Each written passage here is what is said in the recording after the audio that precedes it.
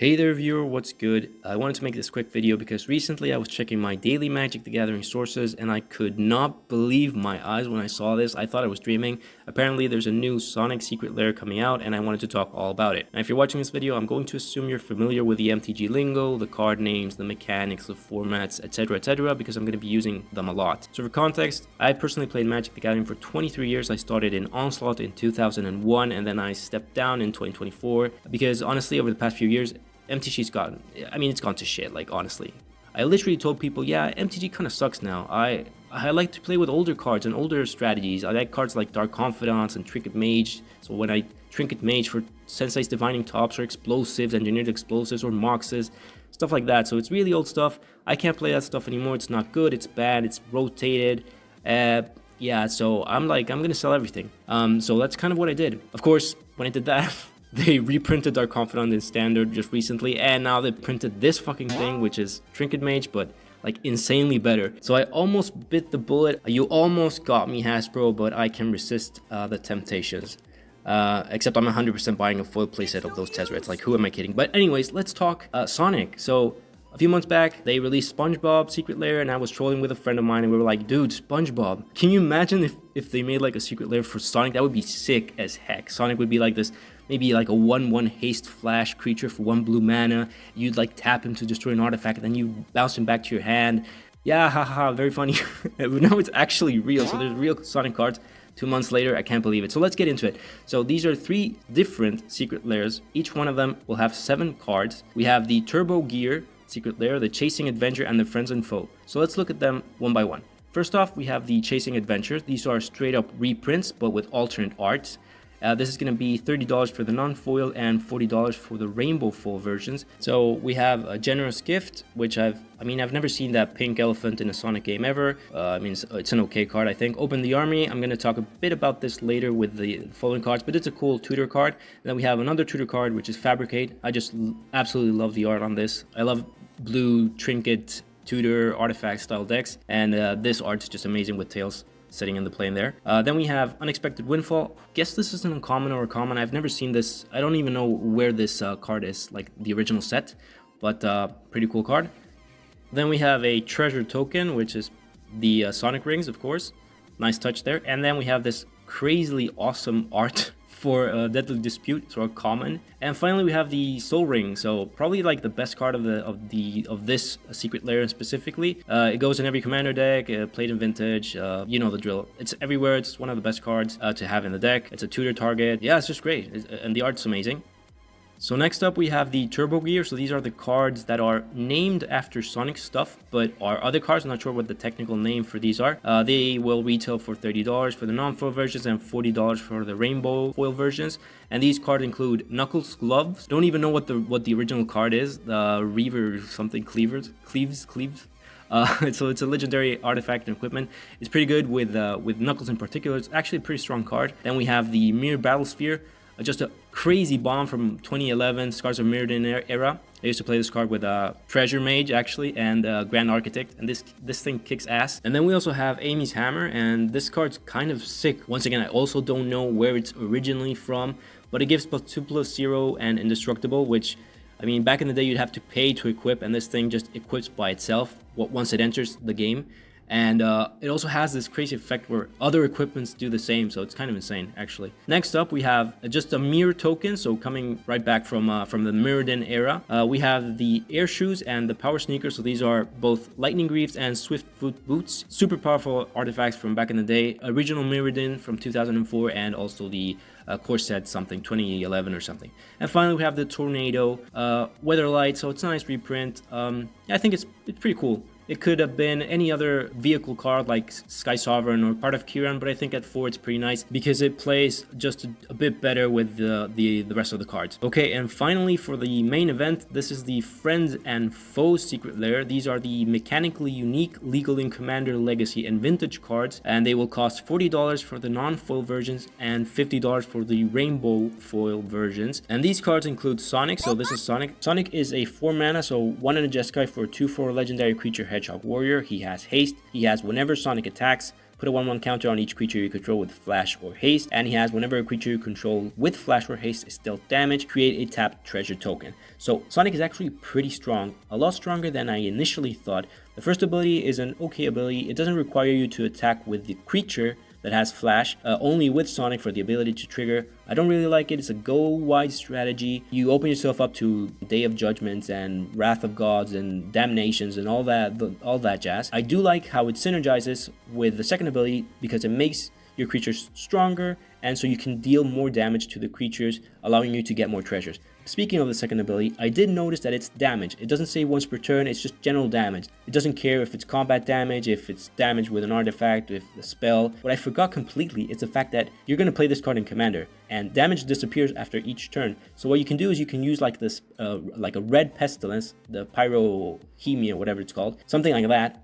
And you can do damage to your own creatures repeatedly every turn without killing them, and you can amass a ton of tokens that way. So he's a lot stronger than I thought initially. He should have though had flash. Why didn't they give him flash? I think that maybe someone got scared because you could maybe flash him in to block with your flash and haste creatures that didn't attack, so as to get a ton of treasures and combo you on your following turn. I don't know what they were thinking. If you're going to play this card, you're probably playing him as your commander, right? Everybody knows that that's your commander.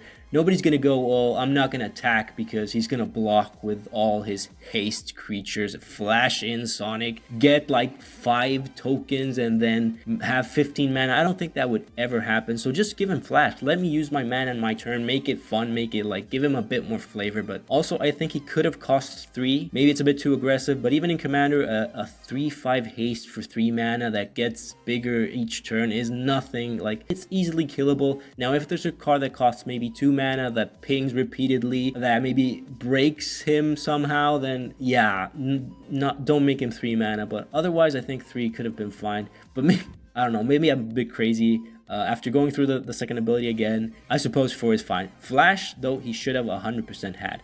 I also think he could have been banned, honestly, like green for the Green Hill thing, but I understand that if you added green, then maybe Knuckles would be mono green, but he's red, so it's, I mean, I understand what they did, but yeah, let's keep going. Next one, we have Tails. So Tails is a 3 mana, so 1 Azorius for a 3/1 flash flying. Whenever a vehicle you control enters, draw a card if it has flying, otherwise put a flying counter on it. First off, the positive things. His stats are really good. It's Vendilion Click stats in a 60 card deck format. 3/1 flying flash with 20 life starting point. I mean, it hits you 3 times. That's half your life, basically. Generally speaking, awesome. The problem I have with this card is that it's really bad. Like, I mean, you draw a card if you play a thing with flying, but there's like 4 vehicles that have flying, and if you draw the vehicle first, and it doesn't do anything. So I don't really like him that much.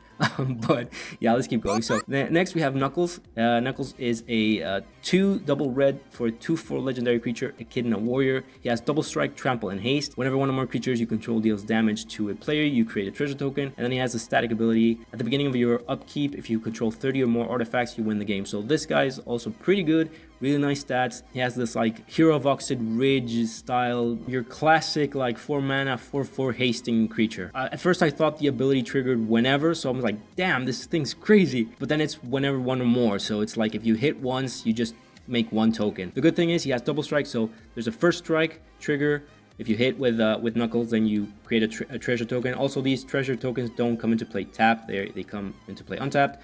But you have the first strike damage, and then you have the regular damage. So it's yeah, by himself, he's pretty good. So if you block with like a 1/3, you assign 2, and then you as first strike, and then you assign 1 lethal, and you can trample over since he has trample, so you actually get a token. So he's a pretty good card. Unfortunately, I don't think you're going to be winning the game very often. It's at the beginning of your upkeep trigger, so you have to create 30 tokens or whatever, and then wait for 4 turns if you're playing Commander. And the only way around that is to somehow create an infinite amount of tokens at the end of someone's turn or something. So he's an okay card. Next up, we have Amy Rose. She's a 2 and Boros for a 3/3 legendary creature, Hedgehog Warrior. She has haste, and whenever Amy attacks, attach up to 1 target equipment to her, and then up to 1 other target attacking creature gets +X+0 until end of turn, where X is Amy Rose's power. So at first I thought this was only when she entered play, but it's whenever she attacks. a free equip, pretty strong. Also, I really like that with the card Open the Armory in the other secret lair, you can find something and you can play that thing and then play Amy if you have her. So it's a really nice addition. A card per se, it's not incredible, but there are tons of equipments like Colossal Hammer out there that you can play and equip for free with this thing. And you can get like +10/+10 to her and to another creature. It's an okay card. I don't really like it that much, but yeah. Then we have Shadow. So Shadow the Hedgehog, he's a double black, double red, so an Rakdos 4/2 legendary creature Hedgehog Mercenary. Shadow has haste, and whenever he or another creature you control with flash or haste dies, you draw a card. And the second ability is Chaos Control. Each spell you cast has split second if mana from an artifact was spent to cast it. So first off, pretty okay stats. I mean, he has 2 toughness, essentially does to anything. The first static is really strong. Actually, with red you have tons of creatures that have haste and you can sacrifice easily. I don't know if you're gonna find a black creature with flash, but on the red side you have tons of tokens, goblins and stuff that you can sacrifice to draw a card, so that's pretty good. And then the second ability I think is kind of sick. I love cards, love cards that completely change the game, like for example Teferi, Mage of Salphir, originally from 2007. For example, he has this ability where you can't you can only cast spells as sorceries if your opponent, so that messes up the stack, not just the timing but also the stack. You can't respond to stuff, and Shadow's Chaos Control is pretty sick because it changes the game a bit. With additional tokens, you can cast spells with split second. Nobody can respond to them, not even you. If a spell gets cast with split second, only triggered abilities can resolve, right? So he's really cool. You can use treasures from other characters and mana rocks to cast those spells. I like the comparison with the emeralds, right? It's like if you're using mana from the emeralds, then you can use the Chaos Control stuff, right? Next up, we have Eggman. So Eggman is a 2 Grixis, so 5 mana in total, 2 blue, black, red for a 3/6 legendary creature, human scientist. He has flying. At the beginning of your end step, draw a card, then each opponent faces a villainous choice. That player discards a card, or you may put a construct, robot, or vehicle card from your hand onto the battlefield. So first off, I think it's probably the strongest card. Like face value, it replaces itself immediately since you draw a card at the end of your turn. You don't have to wait. I don't think you're going to be triggering the second ability that much. How many robots, constructs, or vehicles can you fit into your deck to make this card actually work? Also, 6 toughness for a 5 mana flyer is pretty good as well. Nothing out of the ordinary, but still kind of fun. And if you can build around it, if you can actually create a construct, robot, or vehicle deck, then he's probably good enough. And lastly, Super State. So this is a 7 mana, colorless, legendary enchantment aura. Enchanted creature you control. Enchanted creature has base power, toughness 9/9, and has flying, first strike, trample, and haste. And then it has a triggered ability. Whenever enchanted creature deals combat damage to an opponent, it deals that much damage to each other opponent. So obviously this card is specifically for Commander. It goes into any deck. If you're gonna open this set and you're not a fan of Sonic, then this is the reason you're buying it probably. It goes into 99% of decks. Yeah, it's kind of crazy. And the triggered ability, obviously it's just for Commander. Like if you're playing 1v1, this doesn't do anything. It just, I mean, it's a card that you can play, but the second ability is why you're playing this card. All right, that is it, everyone. Overall, a pretty solid product. Look, I love card games, I like Magic, and I love Sonic. So what do you want me to say? I think it's cool. I think that they thought it through a lot. I like the Open the Armory spell that can search for Amy's hammer or Knuckles' glove, or the Super State because it's an aura, so you can play them all together. I like how Fabricate fits with Tails' strategy, how you can play Tails on 3 and then draw a card after playing the plane on turn 4 if you have it. I like how the gloves work with Knuckles. I didn't mention that, but the gloves in particular allow you to get a treasure for each damage, and since you have double strike on Knuckles, then you deal 3. If it goes unblocked, of course, you deal 3, you get 2 triggers. You create 1 treasure from the Knuckles and then 3 treasures from the glove, and then you deal regular damage, so you duplicate that, so you get like 8 treasures. I really like the treasures and haste flash matters themes of the Sonic card in particular. I like how they all synergize with each other, although I think that Tails just doesn't fit with the rest of the cards. It could have been done a bit better. I like the Shadow super unique split second ability and Death Trigger. I think they're pretty cool. All in all, a really cool product. I'm going to try to buy the foil version of the Friends and Foe Secret Lair for sure. But yeah, that would be it. Let me know what you think in the comments. Is this something you're going to try to get? Are you going to try to build decks around the cards? Personally, if I were to even do this, I would start with Sonic, right? You want Sonic, you want Knuckles, you want Tails, you want Amy, and then maybe another deck with Shadow and Eggman like separate. I like also how they made Shadow black. Obviously, they had to make him black, but they made it separate, so you can't play, if you're playing Commander, you can't play with both of them in the same deck. By the way, these are going to be available starting July 14th, 2025, but you can probably find them later on eBay if you are okay with waiting. So let me know what you think in the comments, and yeah, have a nice one.